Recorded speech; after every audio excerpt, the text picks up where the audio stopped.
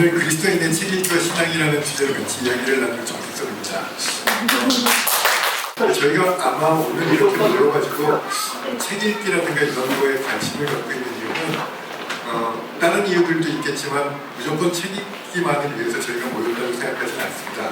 아마도 우리들은 제일 관심이 가는 부분이 이 세상을 사는 그리스도인으로서 어떻게 하면 세상과 그리스도인의 정체성 간의 균형을 맞추고 살아갈 수 있는가, 그걸 알기 위해서 사실은 책 읽기에 관심을 갖고 이 자리에 모이셨다고 생각하고요. 그래서 오늘 주제는 사실은 그러면 어떻게 그 균형을 찾을까 하는 부분에 대해서 제 생각을 얘기하는 건 사실 너무 주제넘는 얘기고요. 이전에 굉장히 이 부분에 대해서 큰 생각을 가지셨던 분들의 얘기들을 같이 한번 나누는 것으로 오늘 시간들을 가졌으면 좋을 것 같습니다. 리처드 니버라는 분이 문화와 그리스도에 대해서 말씀하셨는데요. 그리스도인이 이 세상을 살아가는 데도 보통 5가지 유형이 있다고 해요. 그러니까 뭐 그런 유형 중에 보면 이 세상의 가치라든가 뭐 사상을 무조건 피해야 될 거라고 생각하고 완전히 나는 수도사적인 삶을 살면서 멀리하는 그런 방법도 있을 거고요. 어떤 분들은 사실은 세상에서 균형을 찾으려고 세상에 들어가서 살다 보니 그리스도인의 정체성이 희미해져서 세상 사람인지 그리스도인인지를 모르는, 그렇게 정체성이 희미해지시는 분들도 있을 겁니다. 그래서 그 니버라는 분이 특별히 강조한 건 현대인들이 아마 되게 귀담아 들어야 할 유형을 2가지를 말씀하셨는데요. 하나는 이 세상의 문화와 역설적인 관계에 있는 그리스도인에 대해서 말씀하셨거든요. 그러니까 역설적인 관계라고 하면 2가지 모습을 그리스도인은 가져야 된다고 말씀을 하셨어요. 그러니까 하나는 그리스도인으로서 하나님과 나와의 정체성을 계속 유지하되, 이 세상에서는 이 세상의 그 시민으로서 내가 해야 할 책임, 나의 사명에 대해서도 모든 일을 마음을 다하여 죽게 하듯 하라라는 사도 바울의 말처럼 세상의 일도 최선을 다해서 하는 그러한 사람의 모습의 그 유형이 그 첫 번째 말씀하신 유형인데요. 보통 루터가 이런 유형에 속한다고 해요. 그리고 루터도 사실은 그 직업적인 소명의식에 대해서 많이 강조를 하셨고요. 그리고 우리가 성경책에서 이런 유형이라고 하면 딱 떠오르는 인물이 아마 다니엘일 거잖아요. 다니엘은 자기의 역할을 충실했지만 하나님 앞에서 누구보다도 신실한 그리스도인이었고 그리스도인의 정체성을 잃지 않았으니까요. 그리고 이제 2번째 유형의 인물은 요거보다는 좀 더 적극적으로 세상과 소통을 하되 문화를 변형시키는 그리스도인의 유형을 말씀하셨더라고요. 그러니까 문화를 변형시키는 그리스도인이라면 첫 번째 말씀하신 유형보다는 조금 더 적극적으로 세상에 나가서 하나님 나라의 사랑과 정의를 이 땅에서 실천하는 그리스도인이 되는 게 어떻겠느냐라는 그런 유형의 사람들을 말씀하셨는데요. 흔히 우리가 얘기하는 칼빈 같은 경우는 사실 제네바 도시가 그때 굉장히 타락한 도시였음에도 불구하고 하나님 나라의 도시로 만들어 보겠다라고 해서 사실 사회 참여를 해서 많이 개혁을 했잖아요. 현대인들이 세상을 살아가는 모습이 이런 모습은 어떻겠느냐라고 해서 사실 리처드 니버는 이 마지막 유형의 모습을 되게 강조했는데, 사실 이 세상을 살아보다 보면 우리가 세상을 이렇게 변혁시킨다는 게 이렇게 쉬운 일은 아니잖아요. 그렇지만 우리가 그럼에도 불구하고 큰 일이 아니더라도 우리가 당장에 나가서 뭐 나라의 그 제도를 뜯어고치고 그 다음에 모든 것들을 공평이라든가 아니면 평등, 자유 뭐 이런 사상을 펼친다고 할 수는 없더라도 우리가 세상을 위해서 조금씩 할 수 있는 일들을 하자라는 뜻이었을 거라고 생각합니다. 그러니까 우리가 특히 할 수 있는 일은 자녀들한테 올바른 가치관을 갖고 자라게 교육을 시킨다든가 아니면 믿음의 가치관, 복음의 주체성, 정체성 같은 것들을 자녀한테 물려주고, 또한 우리가 세상에서 살아가면서도 저도 사실은 찔리는 부분이죠. 보통 우리 세금 같은 거 내는 게 어떻게 보면 소득의 재분배라고 하면서 세금 내는 거 싫어하잖아요. 그렇지만 세금을 정상적으로 열심히 세금도 내고 속이지 않고 세금을 내는 거, 이런 것들이 아마 이런 유형에 속하는 걸 거라고 생각합니다.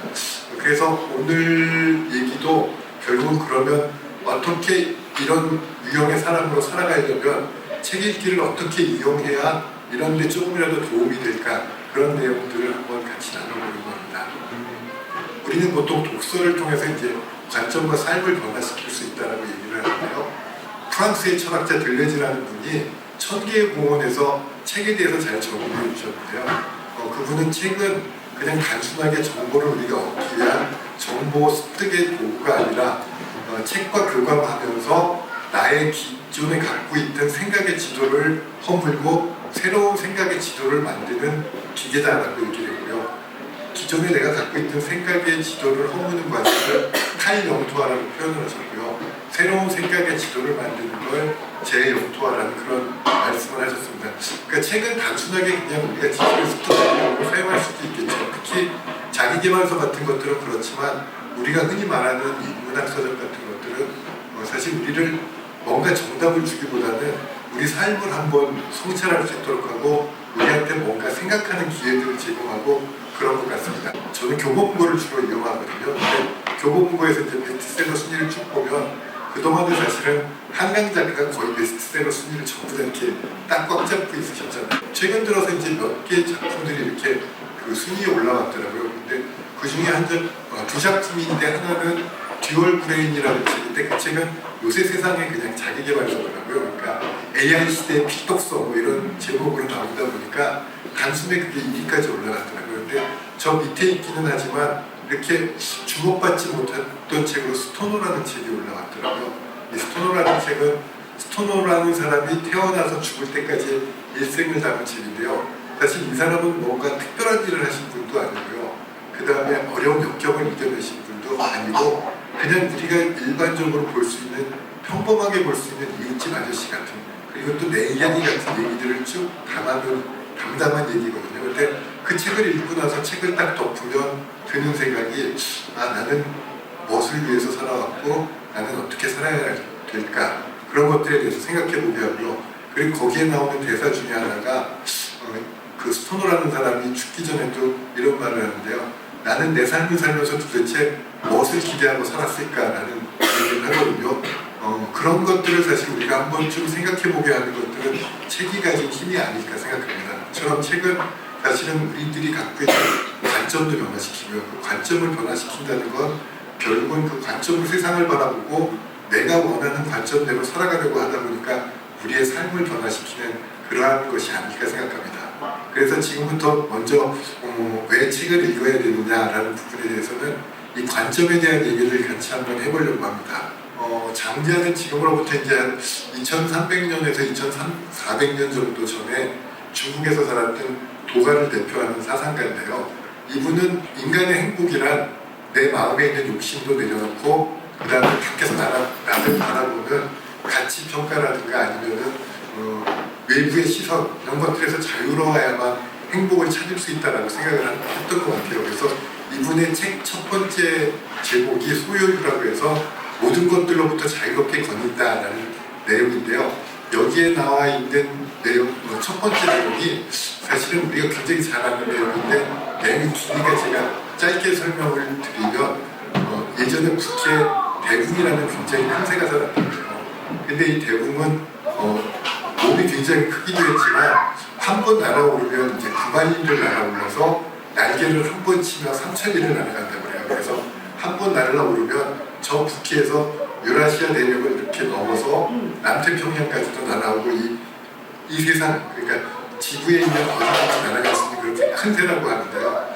그런데 이제 이 대궁은 너무 크기 때문에 그렇게 9만리까지 날아오르려고 하면 아무리 큰 새라고 하지만 자기가 날개짓만으로는 이렇게 올라갈 수가 없다고 해요. 그래서 항상 날아오르려고 그러면 바람을 타야 된다고 그러거든요. 그래서 어느 날도 이 대궁이 날아오르려고 바람을 타려고 가슴에 막 이렇게 바람을 모으고 있는데 그 대궁을 바라보고 있던 주변의 참새가 대궁을 좀 한심스러운 듯이 바라보면서 너는 도대체 어디까지 날아가려고 그러고 있니?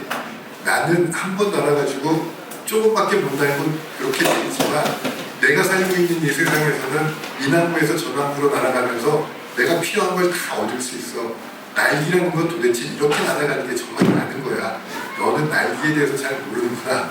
도대체 너는 어디까지 날아가려고 하느냐. 이런 식으로 사실 얘기를 했거든요.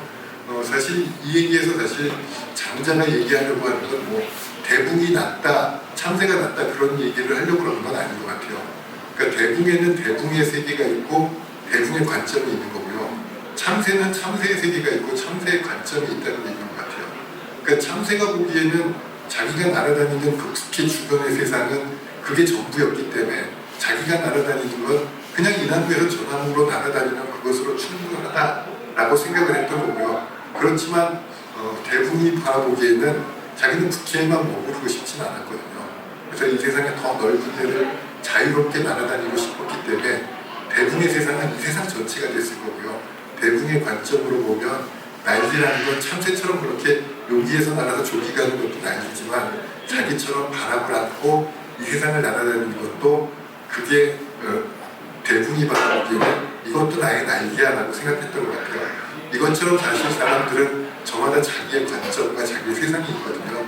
그렇지만 좁은 세상에 살면서 관점이 좁아지면 세상을 작게밖에 볼 수 없거든요. 그 소요유에 나오는 얘기에서도 참새는 사실 대붕을 보고 약간 비아냥거렸지만 대붕은 참새 보고 뭐라고 얘기를 하지 않았거든요. 왜냐하면 대붕이 보기에는 참새가 나랑 다르지만 너의 세계가 있다라고 인정을 했기 때문이었던 것 같습니다. 그런 의미에서 장자가 한 유명한 얘기들이 또 있는데요.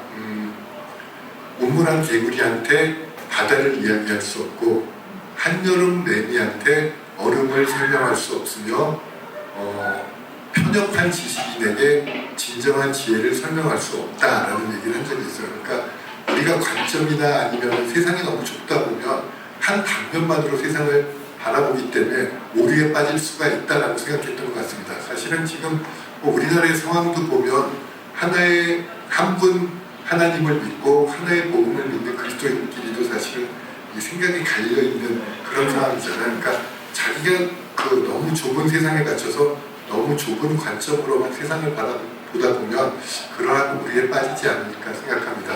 이런 거에 대해서 이제 서양에서도 비슷한 말씀을 하신 분이 계신데요. 이 친한 철학자는 굉장히 영리했던 것 같습니다. 24살에 대학 교수가 됐었거든요. 그런데 이분이 건강이 너무 안 좋다 보니까 대학 교수 생활을 10년 만에 그만두고 34살부터 다시 10년 동안은 굉장히 좋은 데죠. 이탈리아, 스위스, 남프랑스 이런 데를 요양을 다니면서 건강을 회복했는데요. 44살쯤에 이분이 이 사람을 보라, 에케 호모라고 그 빌라도가 이제 예수님을 이렇게 유대인들 앞에 끌어내고 하셨던 그 얘기를 자기 자서전의 제목으로 썼는데요.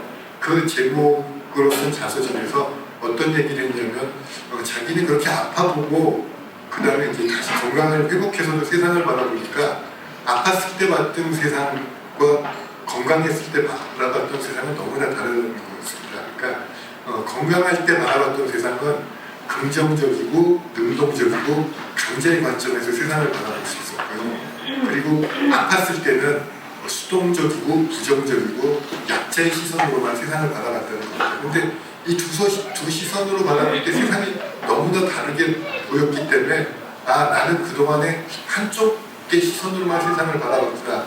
이 세상이란 어느 하나의 관점으로만 설명할 수 없는 거로구나 라고 생각을 했었던 모양이에요. 그래서 거기에서 이 세상에 보편적이고 절대적인 진리는 없다. 그런 사실은 없고 단지 자기의 관점에서 해석한 해석만이 있을 뿐이다라고 얘기했고요. 그래서 이분은 그 다음부터 이 세상을 바라볼 때 하나의 관점으로만 세상을 바라보지 않으려고 했다고. 그래서 지금까지 우리가 믿고 있었던 모든 가치는 틀렸다라고 얘기를 한 게 그런 모든 가치는 어떤 특정한 하나의 관점, 특히 강자의 관점에서만 바라봤던 그 사상이고 가치였다는 거더라고요. 그래서 자기는 그 병자였던 그 시절을 겪으면서 정말 다양하게 이러한 관점, 저러한 관점, 이러한 생각, 저러한 생각으로 세상을 바라봤기 때문에 자기가 하는 말은 그런 모든 걸 고려해서 하는 말이다 라는 뜻으로 얘기를 했고요. 그래서 니체는 세상은 하나의 관점으로 바라보지 않아야 된다고 해서 관점주의라는 말을 사용했습니다. 아마 장자가 얘기했던 관점하고 사실 일맥상통하는 얘기인 것 같은데요.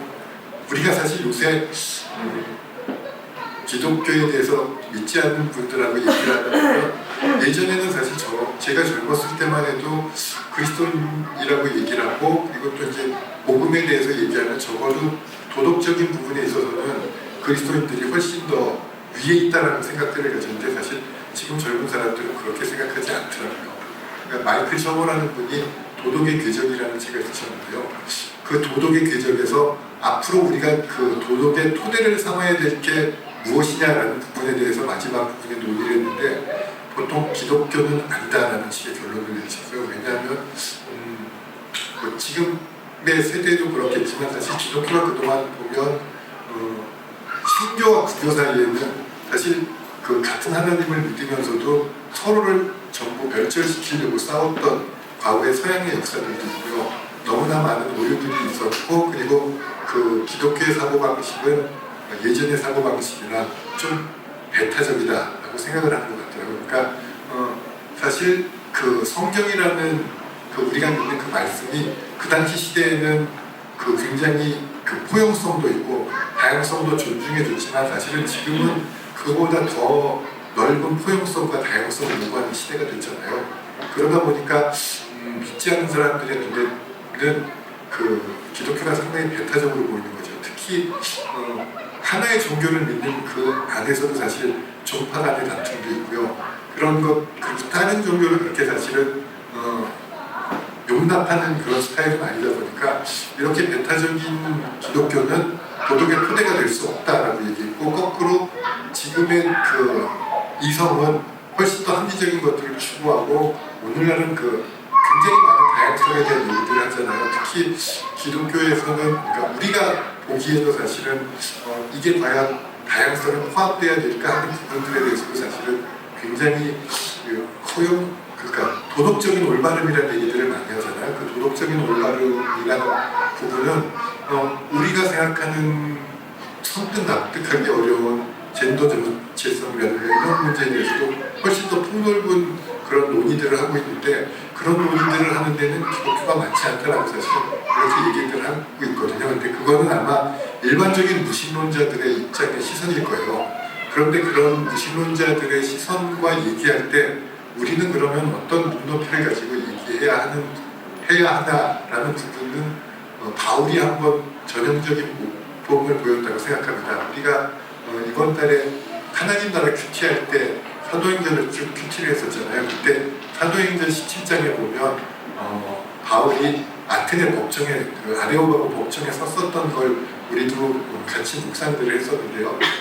바울이 사실 아레오바고 법정에 섰을 때는 보통 그 법정에 서는 건 이제 아마 죄가 있어서 붙들려 갔을 거예요. 거기에서 누가가 얘기하기에는 그냥 뭐 단순히 설명을 들으려고 했다라고 하지만, 설명을 들으려면 보통 아고라 광장에 있지 아레오바고 법정은 그 죄를 다투는, 그러니까 유죄냐 무죄냐를 다투는 그러한 법정인데 거기에 이제 붙들려 갔기 때문에 실제로는 그것보다 긴박한 상황이었을 거다. 그 바울에 대해서 그렇게 많은 책을 썼던 톰 라이트라는 분이 바울 평전에서 사실 그때 상황은 굉장히 긴박했을 거고, 그 17장에 실린 바울의 변론, 그 열절에 대해서, 그러니까 사도행전 전체에서도 보면 굉장히 많은 분량을 그 자기의 변론에 관련해서 이렇게 실었는데요. 그래서 긴박했을 거다라고 얘기했는데, 그런 근거로는 아테네 사람들은 바울에 대해서 되게 배타적이었어요. 그래서 아테네 사람들이 바울을 평한 얘기는, 오늘 그 목사님이 이제 그 세 가지 제목 얘기를 하셨잖아요. 그건 유대인들한테 제목이었고, 아테네 사람들이 바울을 미워했던 제목은 두 가지인데, 하나는 말쟁이다 라는 거고요, 하나는 이방신을 우리한테 섬기게 하려고 하는 사람이다 라는 두 가지 제목이었었는데, 이게 왜 위중하게 생각을 했냐면, 사실은 바울보다 훨씬 더 이전에 그 아테네 법정에 그 똑같은 제목으로 썼었던 사람이 있거든요. 소크라테스가 사실은 그 아테네 법정에 썼을 때 그 제목은 궤변을 정설로 믿게 하려는 현혹시키는 자다라는 제목이 하나 있었고, 그러니까 첫 번째 제목이 말쟁이였었더라는 거고요. 두 번째 제목은 우리가 믿고 있는 그리스 신들이 아니라 이방의 신을 섬기게 하려고 하는 말들을 했다라는 제목이거든요. 이 두 가지 제목으로 사실은 똑같이 아테네 법정에 섰던 소크라테스는 사실 사형에 처해져서 독배를 마셨잖아요. 그러니까 아마 바울도 그렇게 녹록하지 않는 상황에서 법정에 섰을 겁니다. 그러니까 자기를 받아들일 준비가 돼 있는 사람들과 복음에 대해서 얘기할 게 아니고요, 자기를 어떻게든지 유죄로 몰아서 죽이기까지는 하지 않더라도 추방을 시키려고 했었던 사람들 앞에서 복음을 얘기했는데요. 그 바울의 태도는 무조건 내가 옳고 나의 복음을 믿어라 라는 게 아니라 상대방의 눈높이에 맞춰서 얘기를 했던 것 같습니다.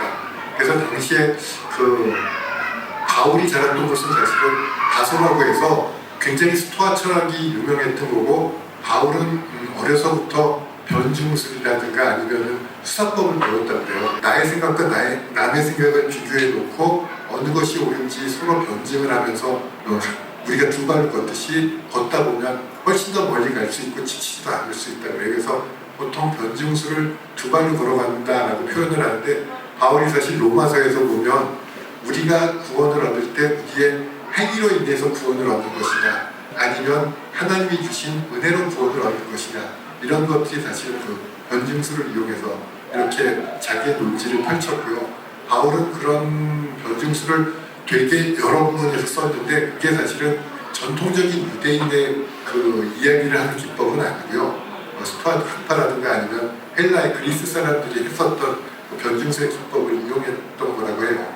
그런데 이 아레오바고 법정에서도 사실은 그렇게 얘기를 하거든요. 그러니까 그 당시에 믿었던 아테네 사람들은 이 세상을 보는 역사관을 어떻게 갖고 있었냐면, 스토아 철학에서는 이 세상은 순환한다고 믿고 있었어요. 그래서 일정한 시기가 되면 로고스라는 불이 이 세상을 태워서 다시 똑같은, 예전에 탔었던 것과 똑같은 세상에 태어나서 이게 영원히 계속 순환한다라는 순환적인 역사관을 갖고 있었는데, 바울은 거기에서 이 세상은 하나님이 창조하셨고 마지막에는 죽음에서 부활하신 예수님이 심판하러 오셔서 직선적인 역사관으로 시작과 끝이 있는 역사라는 얘기를 했었고요. 그리고 하나님은 그 당시 헬라 사람들이 믿고 있었던 건 신전에 그 자기들의 신이 있다거나 아니면은 그 플라톤은 저 이데아라고 해서 피안의 세상이 있다고 생각을 했었는데, 바울은 거기에서 얘기하기를 신인 하나님은 여러분은 그동안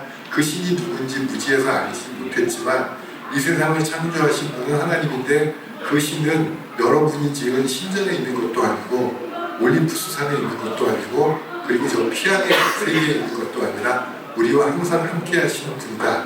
이런 것으로 사실은 그 사람들의 눈높이에 맞춰서 대비하는 형식으로 이야기를 전개했다 그래요. 그리고 우리가 큐티할 때도 묵상하면서들 아셨겠지만 그 우리도 당신의 자녀입니다라는 저 구절은 그 현상이라고 해서 그 그리스 시인이 지었던 시의 부분을, 그러니까 그 사람들이 잘 알고 있는 시를 인용한 부분이라고 하고요. 당신 안에서 우리는 살고 움직이고 존재합니다라는 부분은 크리티카라는 시에서 인용을 했다고 그래요. 그러니까 자기의 얘기만을, 그러니까 유대인의 입장에서 유대인의 얘기만을 하거나 기독교인의 입장에서 기독교인의 얘기만을 한 게 아니라 그분들의 시선, 그러니까 그 아테네 사람들의 시선과 관점에 맞추어서 그 사람들이 이해할 수 있는 언어로 복음을 전했는데, 우리도 사실 믿지 않는 사람들과 소통하고 교통하려면 그분이 그 일반적인 세상적인 언어로 그 사람과 소통할 수 있고 그 사람들의 관점에서 눈높이를 맞추면서 우리의 복음을 증거할 수 있어야 되지 않을까 생각합니다.